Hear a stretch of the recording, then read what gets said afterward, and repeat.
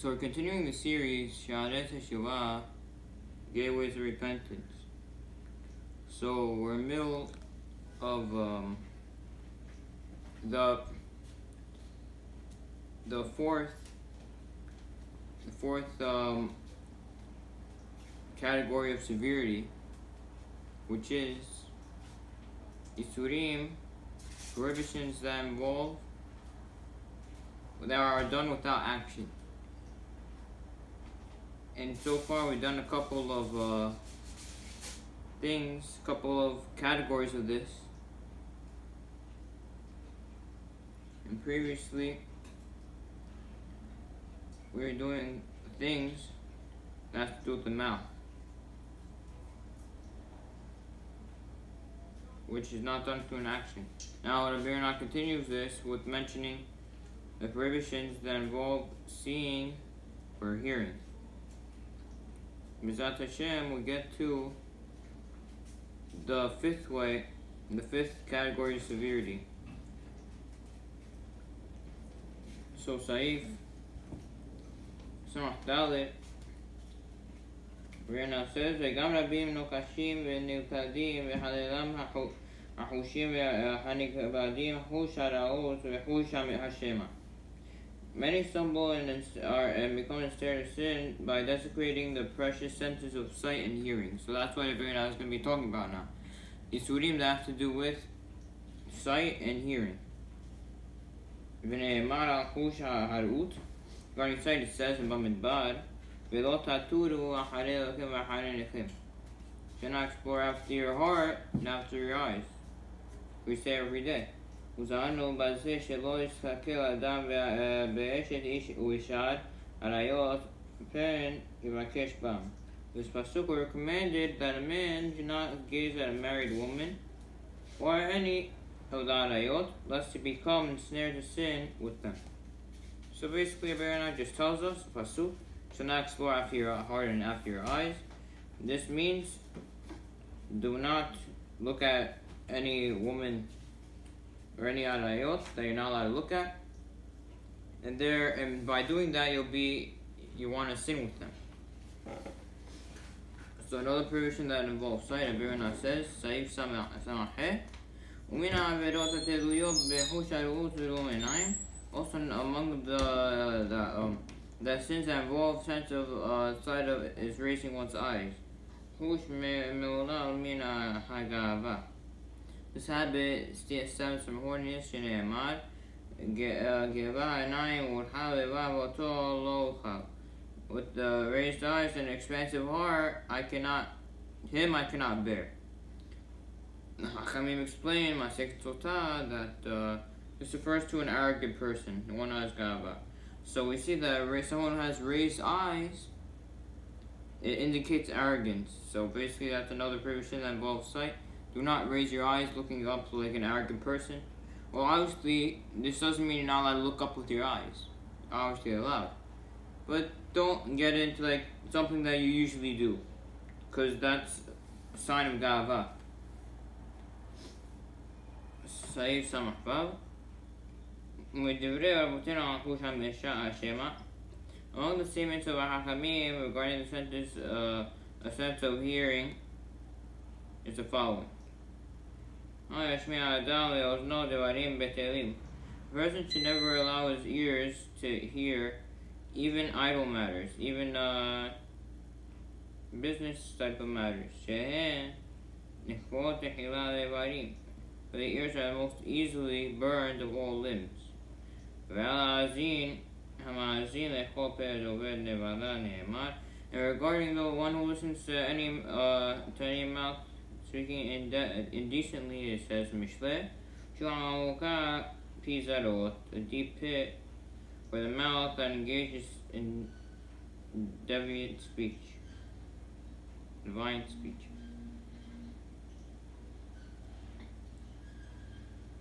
And Ronnie concludes that Shitu Lev Teshuva. Those who fear Hashem and those striving to repent should pay attention to all this. To save their souls from the flame of divine punishment. הקדמנו לך דברים נכבדים לעניין הזה שערי גדל הזהירות. We already written the precious words and the subject of the gateways of the parameters of vigilance. So, that concluding the prohibition that has to do with seeing or hearing, just to say what Rabbi Yonah is telling us so far. Rabbi Yonah told us that now Rabbi Yonah discusses something that has to do with hearing. One should not allow himself to hear even idle matters. People should know this. Meaning that you should not be listening to business type of stuff. Like shtuyot. That's what it means. So, and the reason that Rabbi Yonah says, and also it's a Gemara and Ketubot, because the ears are most easily burned of all limbs. Meaning they're the ones that catch the flame the most. Meaning that's what they're most likely to be burned by sin. Because when you're listening to idle matters, basically it's going to lead you to listening to forbidden matters, such as lashon hara and things like that. So that's why you should not, you should avoid these type of listening to these type of things, because obviously, it could come out of that. It's not just. So that's why I want you to try to avoid listening to business type of stuff, because usually what could come out of that is go up. You're talking all about business, all happen. So someone is gonna say something in lashon hara there, no? So that's why Rabbi Yonah tells us.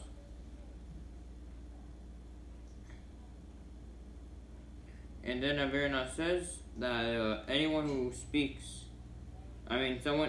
listens to someone speaking no good, it says Mishle about him, a deep pit for the mouth that engages in the violent speech. And the pasuk, but the part of the pasuk that deals with someone who speaks.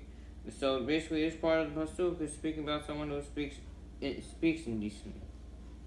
The pasuk continues. One hated by Hashem shall fall. It says Ve'um Hashem yipal sham.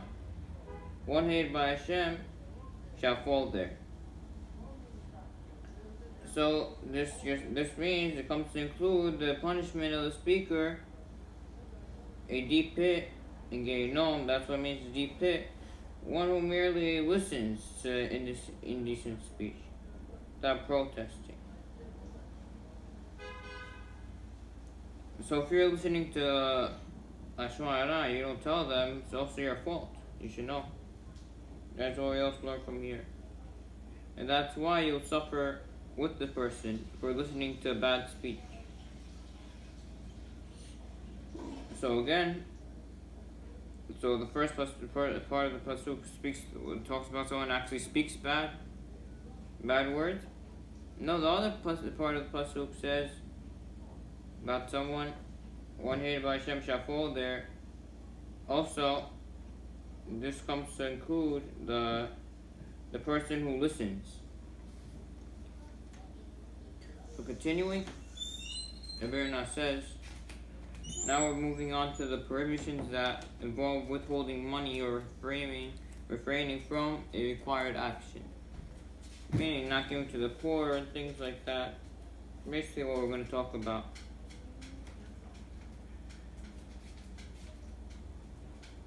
Saif Samach Zayin.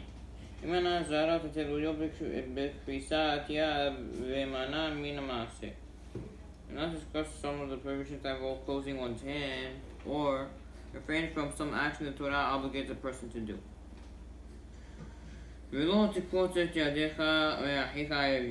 Torah says you should not close your hand against your destitute brother.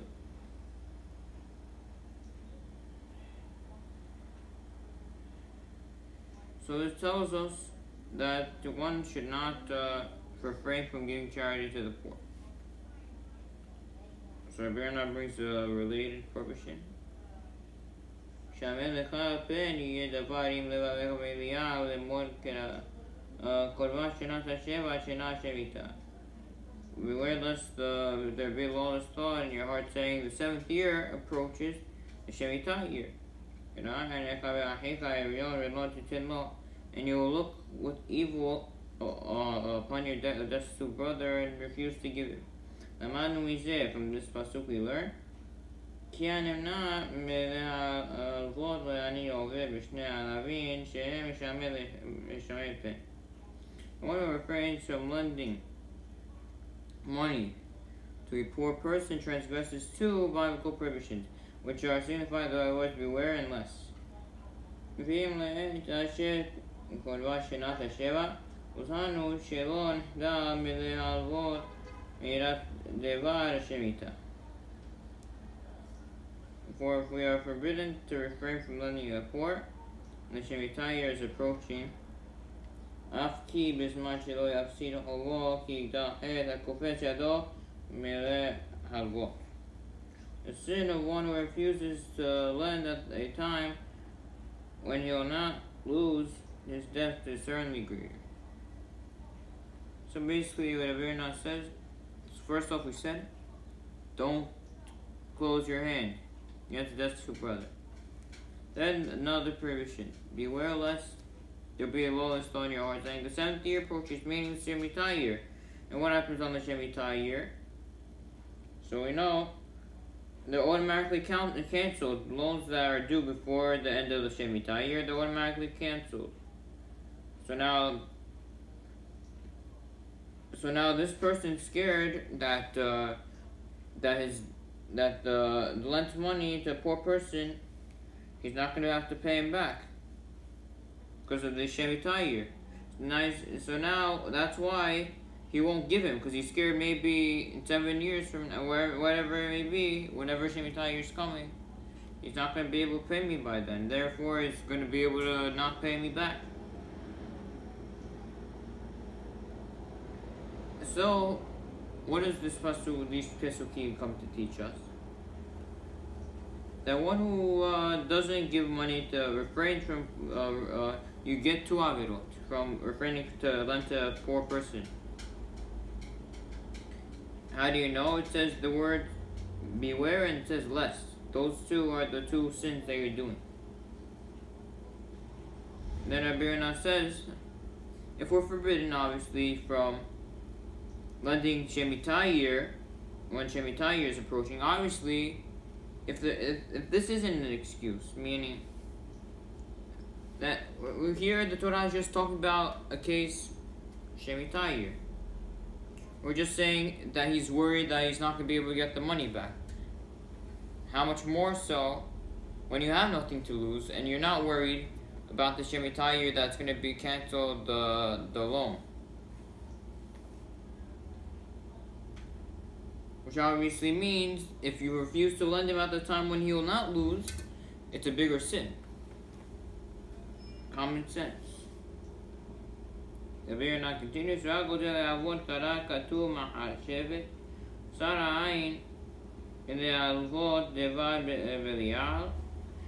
the normally of sin, the Torah refers to the thinking of one who is too miserably to lend as Devad Belial, which is a lawless thought. Hakamim said in Ketubot, whoever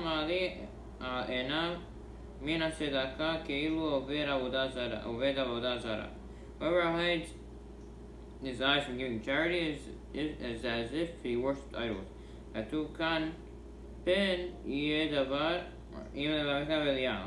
From here, we find this because it says written, lest there be lawless Belial thought in your heart. And there in Devarim says, Belial men have emerged from your midst. Belial, the use of the common term, suggests that this is describing these passages, serving idols and refusing to lend the poor are comparable. So now, So now the Belial is basically telling us the severity of not giving a person, not lending the poor person money.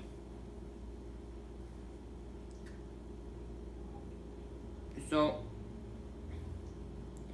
that's why the Torah refers to him as someone who a Davan Belial. And guess what? Also with worshipping idols, it also says that. Also uses the word Belial. So from that we can make a Gezerah Shava. You can compare two Pesukim that have the same word, two different Pesukim, and teach us that they both have something to do with each other. What is it that have to do with each other? So now let's come to our question. What is actually, in what way is lending money comparable to worshiping idols? Just because it says two words, what's the connection? So the En Eliyahu to the Gemara over there, in Ketuvot explains that our possessions and material possessions are not inevitable products of our talents and our hard work, but they're really from Hashem. They're bestowed upon us from Hashem. Really, that obviously means that using our wealth in the way that Hashem requires, which includes giving generously to the poor and lending them money, makes us more likely to enjoy further material success. Therefore, one who uses the money in this manner demonstrates his trust in Hashem. And obviously now, the opposite, one who refuses to give charity, is basically demonstrates his lack in belief of Hashem, which means you're basically similar to someone who's worshipping idols. So according to this explanation, the reason why they're compared to each other is because we know that Hashem gives us things so that we could use it for His purpose, and therefore now we're giving money. So you give money, show you have emunah on Hashem, meaning it's also common sense. It's not just that you have emunah and you get, since you have emunah, you get your money back, so you're giving. It's also common sense. If you use something, if let's say you're to tell someone to do you a favor, could you go deliver this to this person? So you say okay.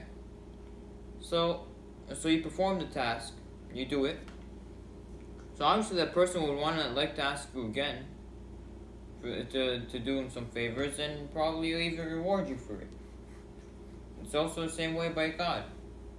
Hashem, we see.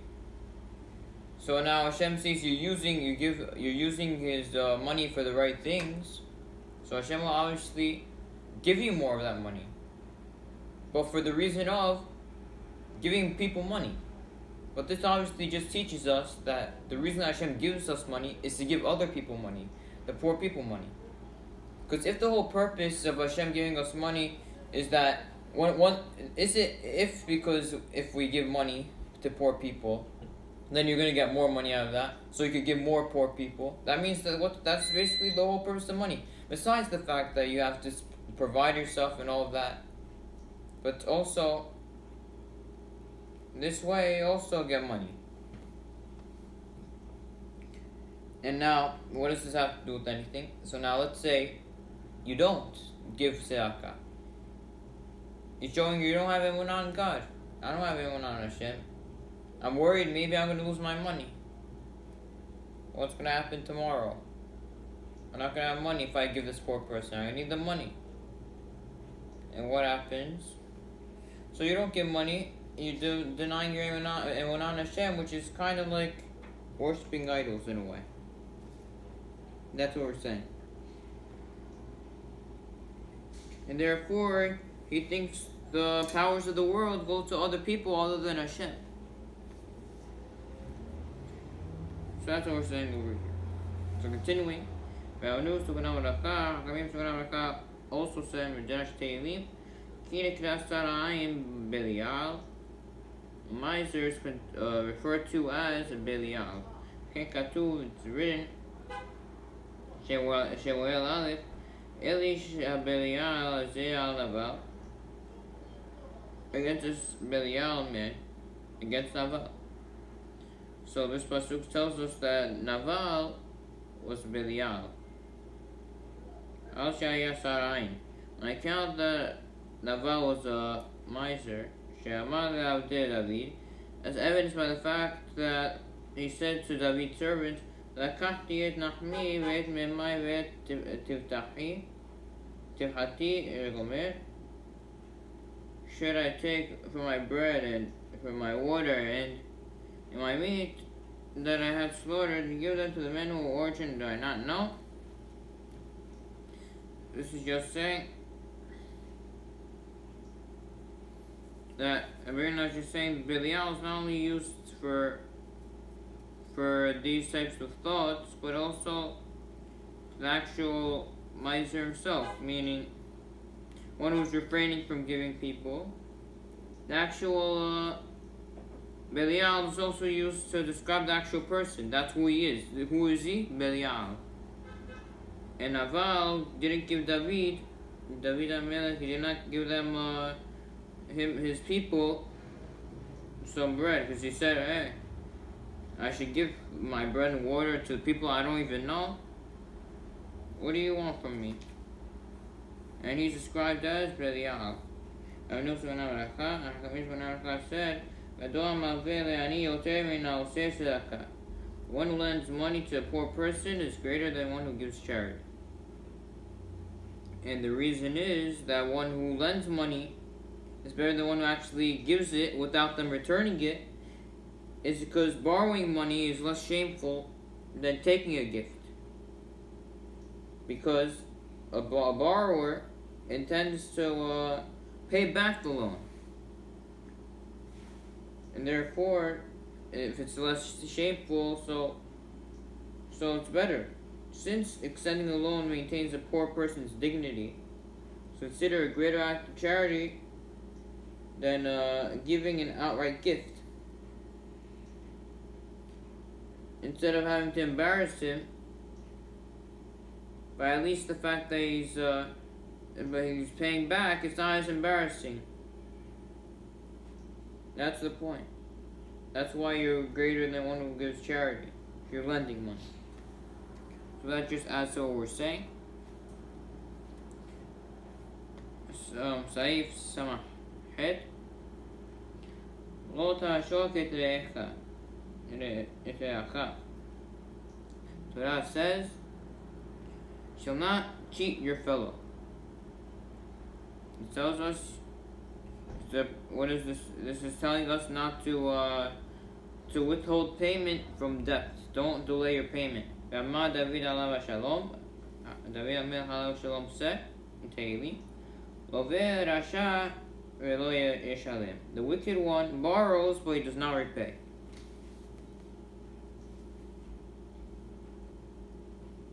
So basically, what we're saying is that we have any suit. Do not cheat your fellow, which means don't delay payment. Meaning do not withhold your payment. And that's what David HaMelech says, the wicked one borrows or does not repay. So continuing, Lo talim peulat sachir etecha ad boker. Torah says, you shall not keep worker's wage with you overnight until morning, which means you must pay him by daybreak. That's what Torah says, on that day shall you pay his hire. The sun shall not set upon him, which means you must pay him before nightfall. So basically over here we have a little contradiction, because first off we're saying that you should not keep your worker's wage until overnight, until morning. Meaning you have to pay him once daybreak comes. And elsewhere it says, on that day shall you pay his hire, meaning the sun, and it continues, the sun shall not set upon him, meaning that it must be done before nightfall. So why is it two different times? So that's contradiction. So ועמדו רבותינו, החכמים explained, ישנם בעלי מסיעה, שכיום גובה כל היום וכל הלילה. A day worker, he collects then for that entire day or the entire night. שכיר לילה גובה כל הלילה וכל היום. It refers to a night worker who been working for the entire night, teaches that he collects for the entire night, or the entire day that follows before the next night. So basically, what Ronnie is telling us is that what the pasuk means by this is that when the pasuk says that the daybreak has to be paid by daybreak, this applies only to a day worker. And a day worker, he collects his payments during the day or the entire night that follows, but it cannot be done before the next morning, meaning he has a full day to give it. One day, one night. If that time passes, the next day comes, then you're doing an avera from the Torah. And the opposite with the night, you have a night and then a day. Once night comes, same thing, that's the other pasuk. It refers to a night worker.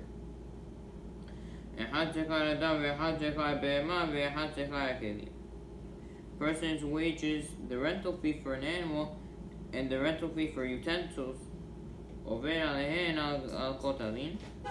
are all included in the prohibition against withholding wages. So it's one of the transgressions, one transgresses the prohibition, you shall not keep overnight, on account of them. As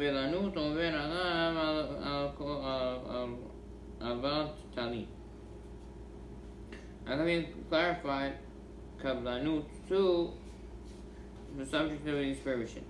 Therefore, one who transgresses the prohibition that he shall not keep overnight on account of it, if he does not pay the kablanut payment, due at the end of the day by the next morning. Basically, Ronnie is basically telling us over here. So a person's wages, rental fee for an animal, and rental fee for utensils are also included in this. You gotta pay what you gotta pay on time. So, and you should not keep overnight. It's also on account of them. This is also included in this isur. Kablanut, which literally means undertaking a task, refers to where a worker is not paid according to the amount of time that he works, but instead it doesn't go by the time, it goes by the work he actually does, meaning that if he works, the harder he works, the more he accomplishes, the more money he gets. It doesn't go by time. He works 5 hours, he gets X amount of money. It goes by, if he works by time, how hard he works, how much did he accomplish, that's how much he's getting paid. Even this worker, it's also, you're transgressing it. That's what Ronnie tells us. Saif, Samachtet, Lo Talid, you shall not leave his body on the post overnight. Rather, you shall bury him on that day.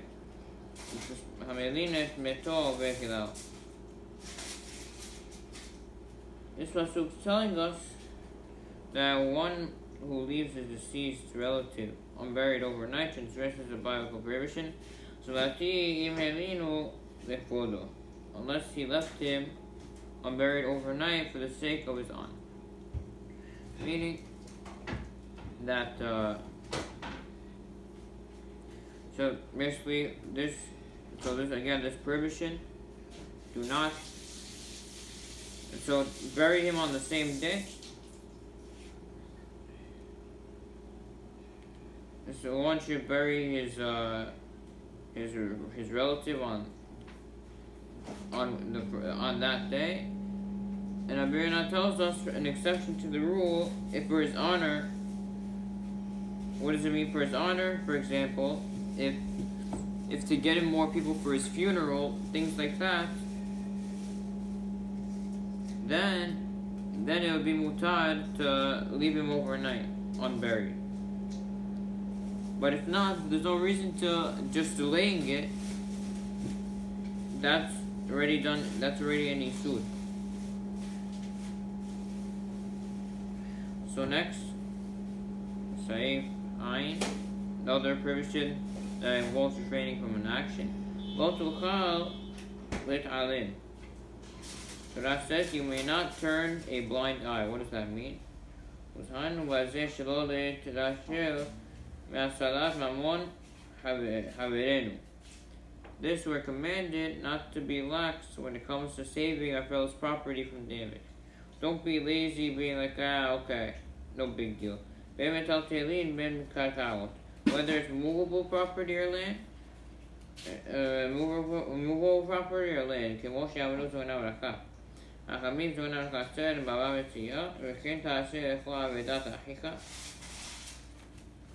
Pasuk says, and so should you do for any lost object to your brother. And this phrase comes to include the loss of the land. Example, if water is raging and advancing towards his fellow's land, so one's obligated to place the barrier in front of it to protect the land from damage. So basically, we're not telling us over here another prohibition that involves refraining from an action, which is you shall not turn a blind eye, which is it means don't be lazy when it comes to saving your fellow's property from damage. Whether it's a movable property or not. Yes, our Hakamim said that when the pasuk says that, and you should do for any lost object to your brother, and so should you do any lost object. It comes to include the loss of the land, meaning, which is in the mitzvah, returning the lost property to its owner. Since it's impossible for the land to be lost in the usual sense, pasuk must be teaching that one who is able to prevent someone's land from becoming ruined is required to do so. And the Verna says, for example, if water is raging and advancing towards its fellow's land, one is obligated to place a barrier in front of the flood waters to protect it from damage. So basically, Verna is just telling us over here. So there's an isur that one should not blind someone. Basically, not to turn a blind eye, which means don't make sure don't be lazy and protect. Don't be like it's not a big deal to protect someone's property because you have a chiyuv to do so. If you see it's coming to get damaged, as one example, it says, and so should you do to any lost object of your brother. And the reason it says any lost object, not just lost object, it's lost of the land as well. Any lost object. It's not just returning a lost object to a person. You find in the street something, you have to return it to him. Included with this is also to protect his land. Because if you don't protect it, it's going to be lost. It's going to be a lost object, meaning it's going to get ruined and it's all your fault. So, Lebanon gives the example. If water is flowing, you see it's going to his land. So now you're obligated to put a barrier in front of it. You see it's coming, he doesn't know, this person. So you have to put a barrier in front of it so that it's protected and no water flows there. It ruins his land.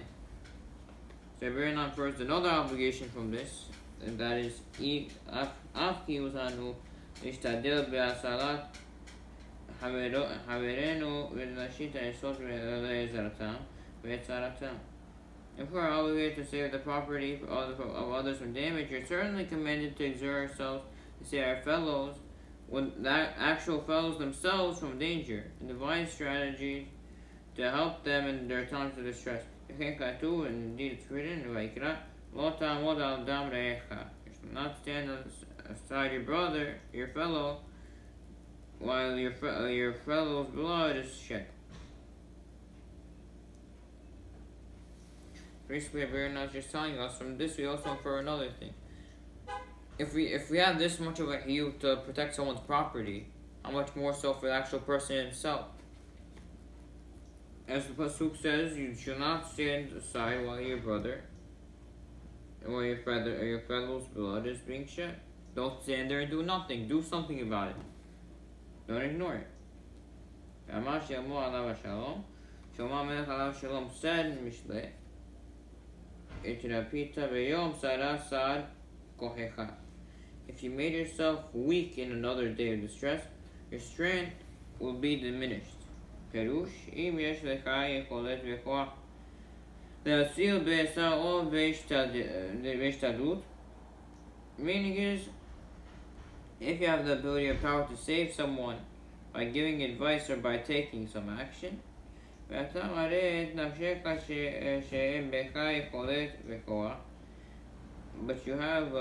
you make it appear as though you don't have the ability to save him, so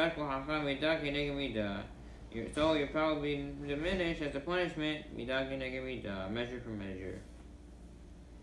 Mayonah is basically telling us that when the Shlomo says, if you made yourself weak in another's day of distress, your strength will be diminished. Meaning that if you may believe, well, that's what I mean. If you made yourself weak, meaning that you have the ability, you really have the ability to save someone from distress. You could give him advice, take some action, but you make believe, I don't know the cure, whether it's someone's going through depression, okay? I don't know what to do, I don't know what to tell you, sorry. Or someone, you're really a big doctor, you don't make believe you don't know anything. I don't know how to cure this, cure that, I don't know. What should I do? If you make believe you don't know, your power will be diminished as a punishment. Just like you believed you didn't have the power, now you're going to lose your power. Midah keneged midah. After this it says, continues Mishlei, Ki tomar hen lo yadanu zeh. He desists from rescuing those being put to death and those on the way to be murdered. Yeah, you say, surely you did not know this. Halo tochen libot. Hu yavir noseh nafshecha hu yedav yashir adam kifa'ulo. But the one who recites in heart, he understands. The protector of your soul, he knows, and he pays back man according to his deeds. And you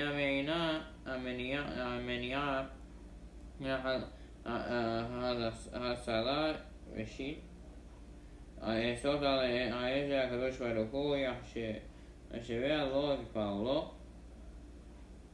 HaKadosh Baruch Hu considers a person refraining from saving one's fellow or devising strategies to help him as his deeds.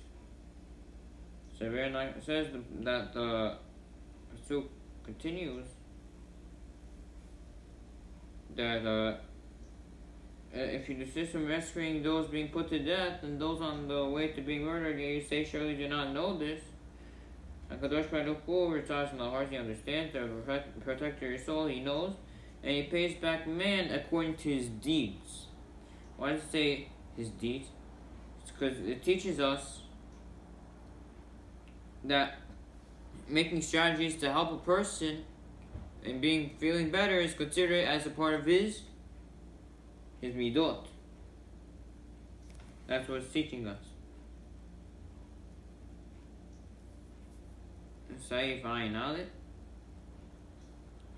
Etov v'achom meod להיות בכל עיר ועיר מהנדיבים ומן המשכילים.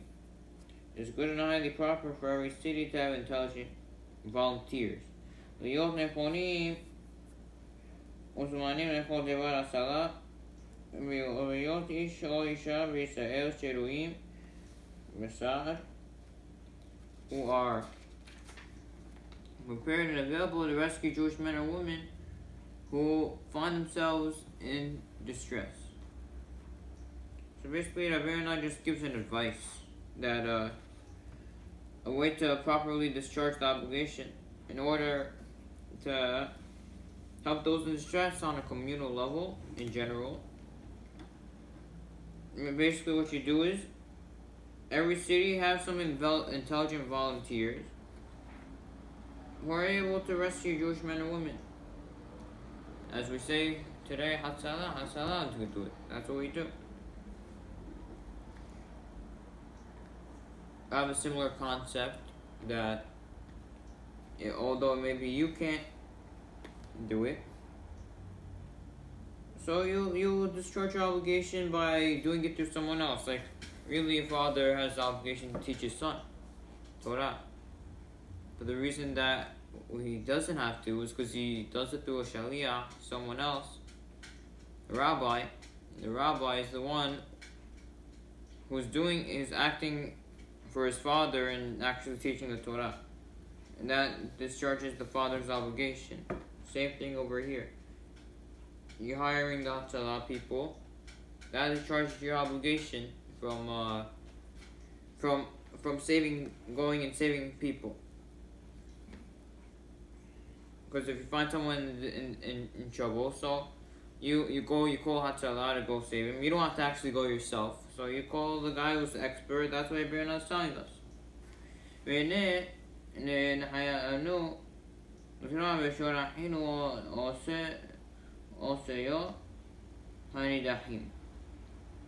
Now we are obligated to expend effort for the stray ox or sheep of our brother.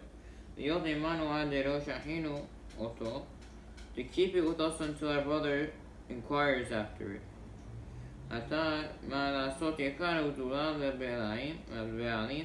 With what honor and majesty then should we be required to treat the animal's owner, who is a human being, if he is in need? Surely he must at very least take our needy into our houses and take care for them. And so it's written, in the morning poor shall you bring into your house. So Meiraj just tells us another lesson that we could learn from returning lost objects is, if we are obligated to go now and save the animals that were people, how much more so for the actual person? We're obligated to return animals to their people, or any object. How much more so are we obligated to save the actual person? And so as it written, the mourning poor shall you bring into your house. Meaning that the poor people who are needy, they need help, as for example of giving them money and lending them money, whatever it may be, bringing them into your house.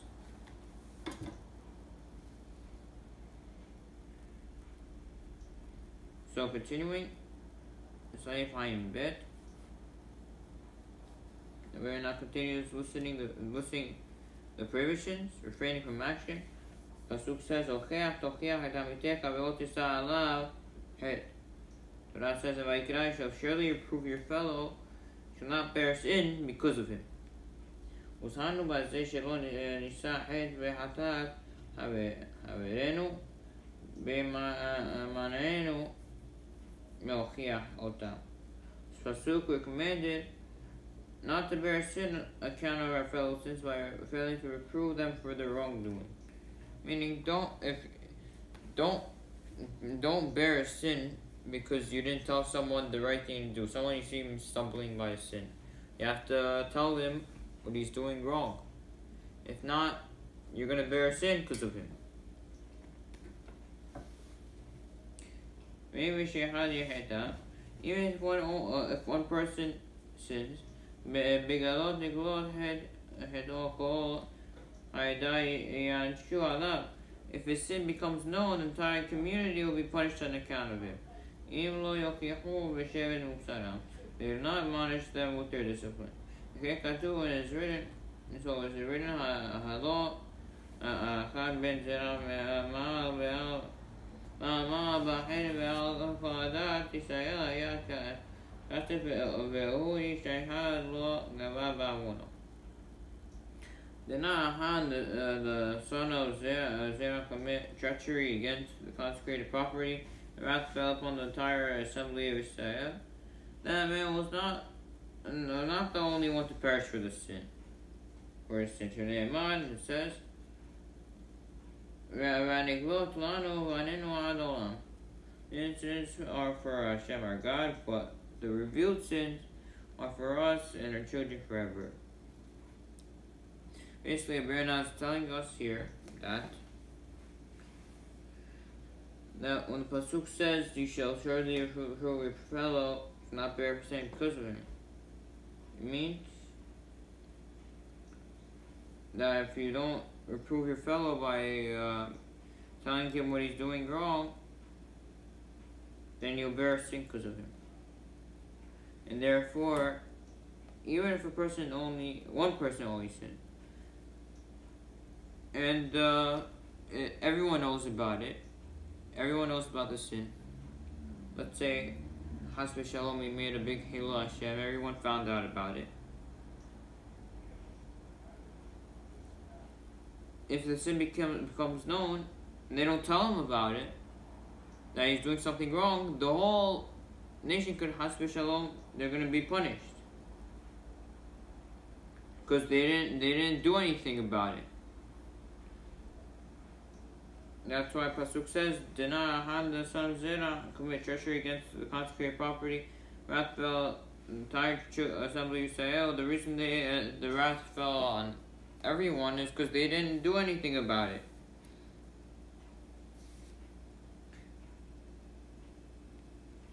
So that's the point over here. It also says, the hidden sins are for Hashem our God. The revealed sins are for us and our children forever, which is basically the same idea.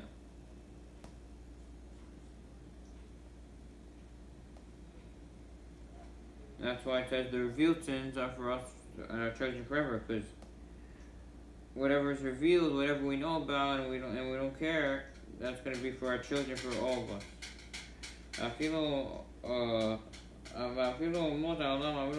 And the non-Jews with Yonah as their prophet, who came confronting a raging storm at the sea, it says in Yonah, and that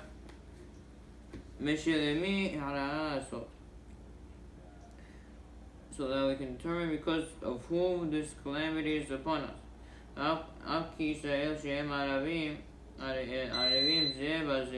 Surely then of the Jewish people who are considered guarantors for each other.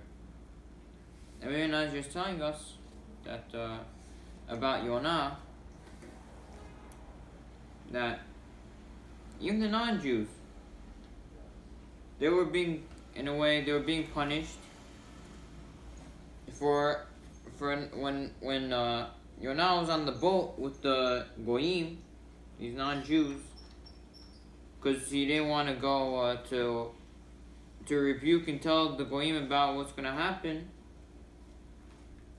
So when he boarded the ship, Hashem brought a great storm, which basically the non-Jewish sailors, they realized that this is an unusual storm that came from God. And since they realized it was from God to punish someone, and they didn't go in the, and then they went and they tried determining who's responsible. And that's also the same thing over here. Same concept, that being punished for someone else's sins. So you know that it's something bad. You have to tell them. And that's what happened. They made an investigation, they tried getting Yonah out. They really didn't want to, but Yonah went off the boat. And now obviously, surely then this responsibility exists for the Jewish people. So obviously, if Goyim are responsible for this thing, it's also for the Jews. In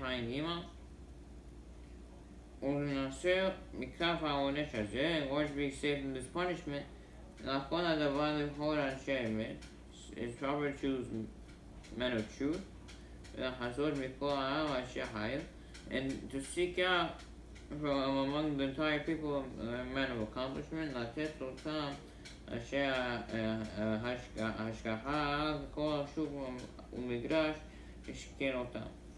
to be appointed as supervisors over every marketplace and field in their town.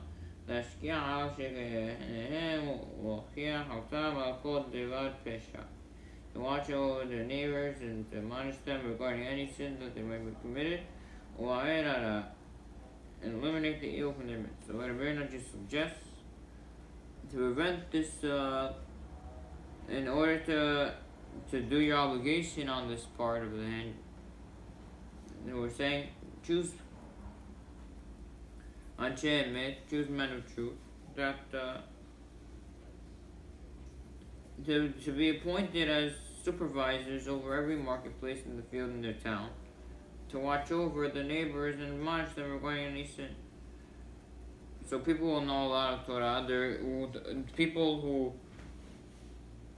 who speak for the truth. They say, hey, you're doing this wrong, come on, you gotta stop. And not just let it go. So by hiring them, you're discharging your obligation, because they're doing the job for you. The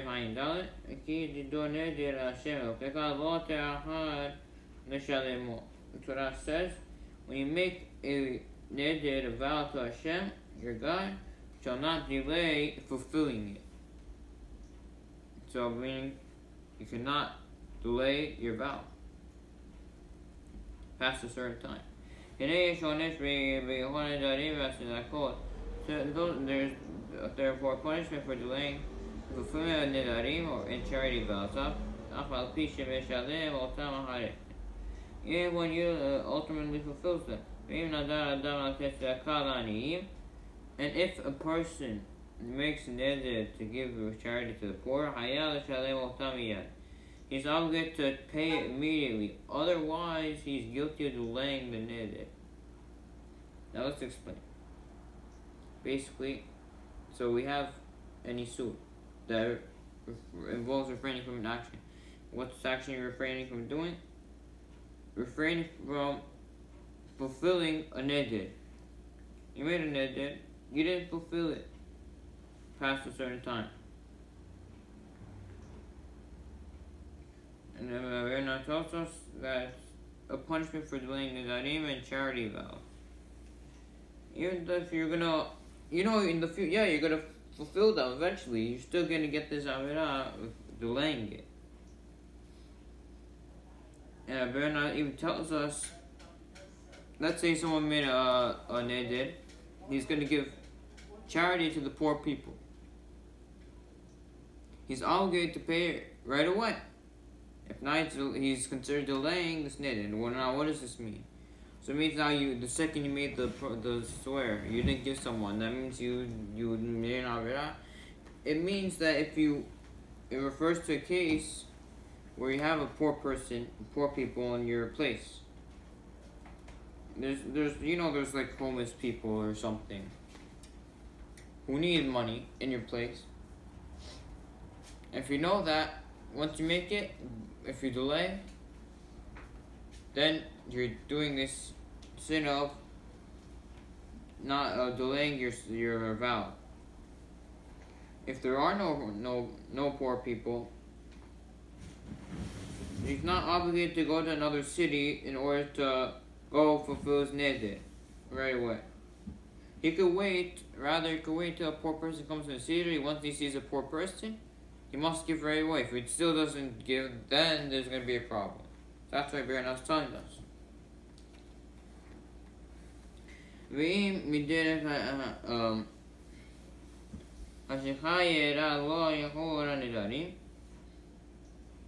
If it happens that one day, one delays the fulfillment of a neder because of forgetfulness, for this too will be punished.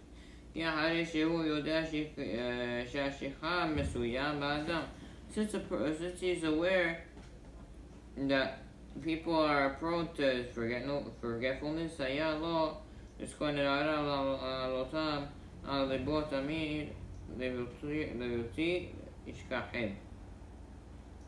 he shall continually remind himself of the nedarim, so he will not come to forget them. Along with the lines it says in Mishle,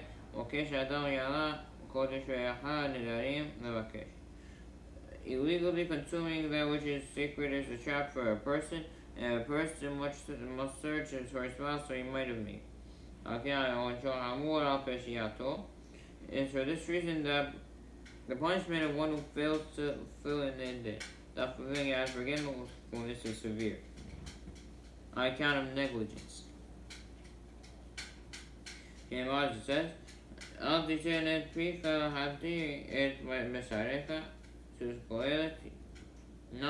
let not your mouth bring guilt on your flesh. And do not tell the messenger that was an error.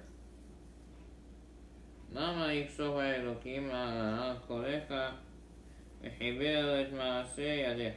should God be angry by your speech and destroy the work of your hands? They say, let not your mouth bring guilt on your flesh. This is what the Pasuk is saying.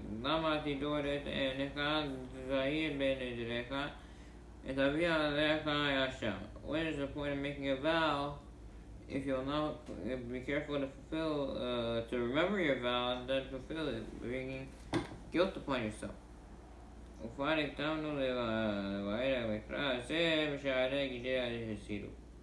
May explain this in the gates of the parameters of eyelids. Obviously, we don't have today, it seems, apparently. But anyway, we're not telling us that not only you're liable for actually delaying it like that. Even if one forgets, he delays it. Why? He forgot that he made a neder. Is he hayam? Is he getting a sin for it? The answer is yes. Why? Since he's aware that people could forget things, you should remind himself about it. If not, then you're not taking it seriously. A neder is something very serious. If you're forgetting about it, first of all, you're showing it's nothing crazy. And second of all, you could always choose to remember it. Just keep on reminding in your head. If you don't remind it in your head, it's like you're planning on making yourself forget, so that you'll delay your neder. That's what it's like. This is along the lines it says, illegally consuming that which is sacred is a trap for a person. Person much search his vows he might have made.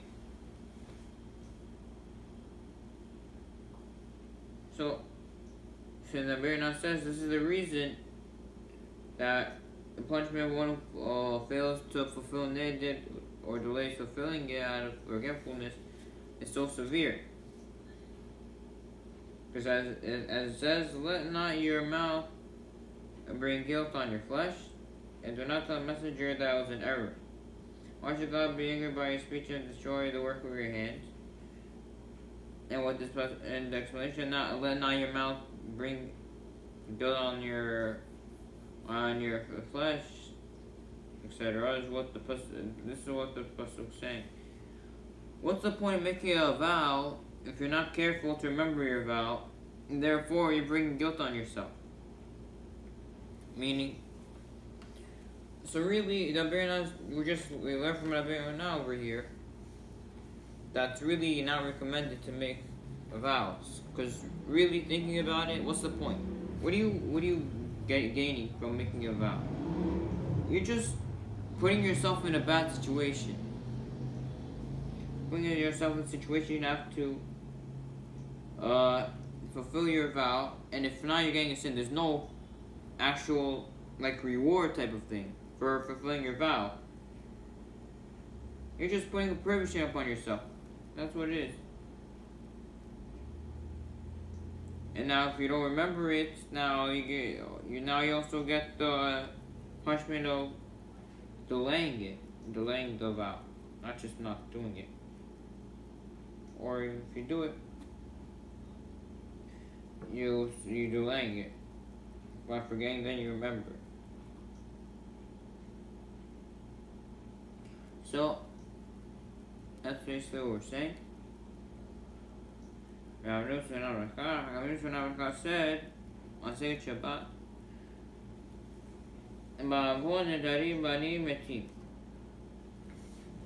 for sins involving nedarim, a person's children might die. Shneimar, it says, why should God be angered by your speech and destroy the work of your hands? We broke before.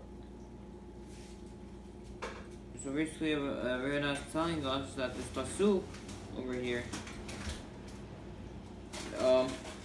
that Hakamim learned in Masech Shabbat that sins involving nedarim, person's children might die because of that. Meaning, for example, if you don't fulfill your neder or if you're delaying it, your children might die because of that. And when the pasuk says the work of your hands, it refers to your children. Meaning the pasuk says, why should God be angered by your speech and destroy the work of your hands and destroy your children because of you? And Berna also alludes to the alternative explanation. Now the Berna brings another explanation. Pasuk could also be explained to referring to the sin of Lashon Hara.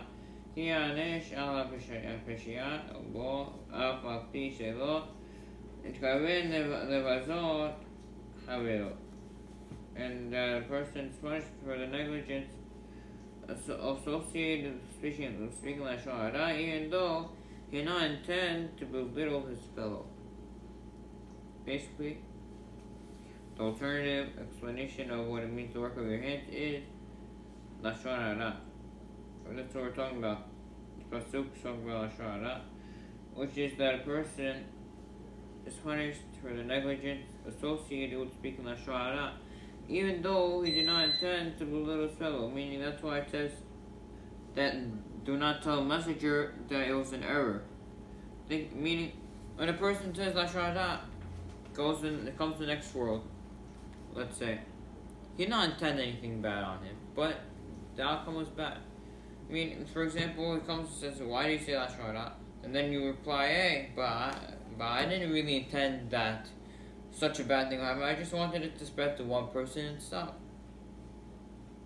But instead it spread it to everyone, and then it became a big thing, and then whatever happened to the person. So that's why it says that. You don't tell them it's an error, because really it's not an error. You should know that that's what's going to happen.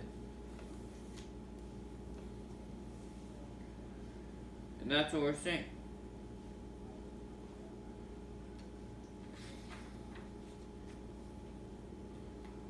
Now we're not return to the topic of nedarim. Now, in truth, we are all enjoined not to make nedarim at all. Shneimar says, and if you refrain from vowing, there will be no sin in you. But I will tell Hakamim made a following in the Shafra nedarim, Masech nedarim, she'im tidor yeh v'kachet. That if you do vow, there will be sin in you. כי הנדרים מכשול לפני הנודר, because nedarim are stumbling block for one who makes them. Unless he desecrates his name, his word, by not failing to fulfill, or unless he delay it. Righteous person, by contrast, is generous and gives charity without first making an edit to do so. This general rule applies in all situations except for two. One, when he calls out in desperate strait to be saved from his distress. One should make an edit there by pledging money to charity or the like. Along the lines that which is written, and Yaakov talked about saying, if God will be with me, will guard me on the way from where I'm going, will give me bread to eat and clothes to wear, and I return to peace to my father's house, it shall be gone to me. Then the stone that I set upon it as a pillar shall be become a house of God. Whatever you give me, I'll tip to you. Okay? ותאסף להשם אחד שבטי ישראל יגדלו נדרים לחזק ידיים ולהפות. Like number 2, likewise, when the heads of the nation assemble to get the tribes of Israel, people should make nedarim in order to strengthen weak hands and encourage them to participate. So let's just explain and conclude with this.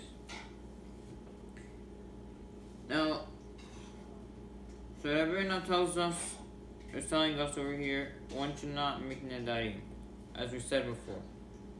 As the Torah says, you shall not, if you refrain from vowing, there will be no sin in you. Which means that if you do vow, there will be sin in you.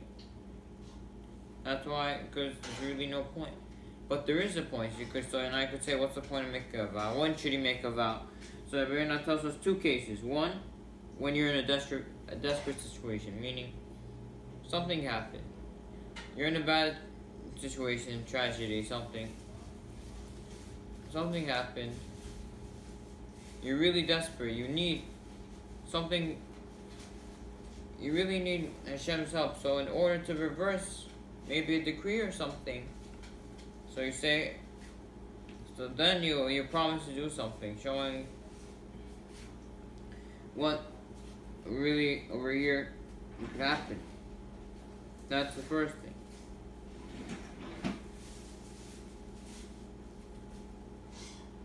Anyway, and this is just like when Yaakov also took a vow. He said, if God will be with me and support me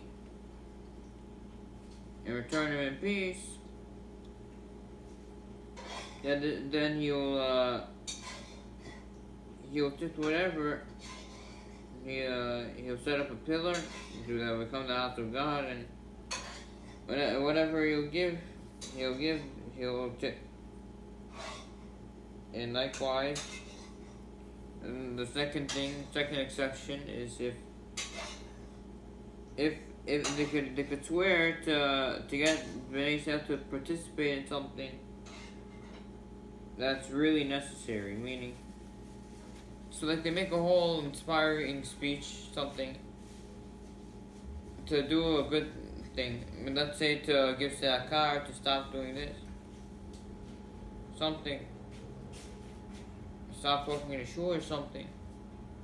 So now they all go together and they make a swear together to inspire the person, so it could be more interesting, more inspiring. That's also it's a mutad situation to make an edit. Basically, Abirna is telling us by the first one. The first thing is that when one makes an edit, it could, if it's done to be, what do you call it? So that it could change, so that if you're in desperate situations, you swear. The reason is because Nidarim have the power to reverse, change decrees on a person. And similarly, the story that there was husband and wife that they didn't have children, but they never gave up. 20, 30, 40, it's getting late,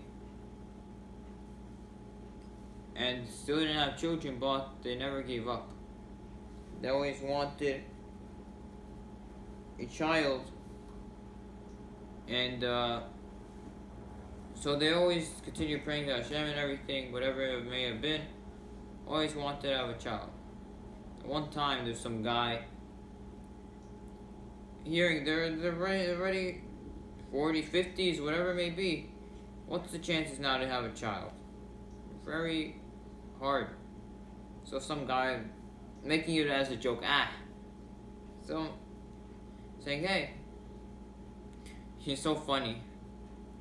You think you're really gonna have a child? He said, oh yeah? So he said, I swear, if you have a child, this guy was really like, he was a really rich guy, and he was not really religious, like, secular type of guy. So he swear, he's like, I swear, if you have a child, then guess what? Not only will I give you buildings and you have some money, but I'll go yeshiva, I'll start learning. So I said, okay. And what happened? They had a child. So then they come to this person and said, hey, guess what? We actually had a child. And the guy was shocked. He didn't know what to do. Because now he's in a big situation. Now he has to give all his money. He thought it was not going to happen. He was saying it as a joke, you know? He really didn't mean it. So they didn't know what to do. Does he have to pay or does he not have to pay? Because it was not really like something he really believed to happen. Could he do hatarat netarim, get rid of the vow, and that's it? That's what he was thinking to do. I believe he went to Rav Chaim Kanievsky, I'm pretty sure, or some big rabbi. If he asked him this question, he said, you cannot get rid of this vow. He said, why? Why you see there's all these rabbis, they always they always get rid of the vows. They look for something to get rid of the vows. Now with me, you don't even want to try. No. Nothing you could do. Why? He says, I'll tell you why. Really, there was a decree from heaven that this husband and wife, they will not have any children. And guess what? God saw you made this vow that you go learn in yeshiva. Hashem said, hey, it's more worth it that this guy goes and learns in yeshiva and I give this person a child than me not giving him a child and him not going to yeshiva. So it's really more beneficial for this person to go to yeshiva and I give them this child. Now what would happen if you get rid of this vow? Now that you don't have this vow anymore, there's no purpose for the child. Has v'shalom, that means it's as if you're killing the child. Because now he's going to die if you get rid of it. And therefore, we not get rid of this neder. So what do you learn from this story? The power of a vow. to change decrees from Shemayim. You see that we always have to be careful with what we say and the power of Nedarim. And this is what our Baranat tells us over here. Over here now, the fact that one is in danger. He's able to make a neder, and with this neder, Hashem says, hey, this is worth it for me to keep this person alive, so that he could go and do this mitzvah or whatever he accepted upon himself to do. It's worth it for me. Now, if you're not going to keep that neder, so what purpose does Hashem have to keep you alive? You're wasting Hashem's time. This is what Ronnie is teaching us. So B'ezrat Hashem, continue next time with the 5th level of severity, which is prohibitions that do involve action. We'll continue B'ezrat Hashem next time, Saif Ayin Het, which is the prohibitions that involve action.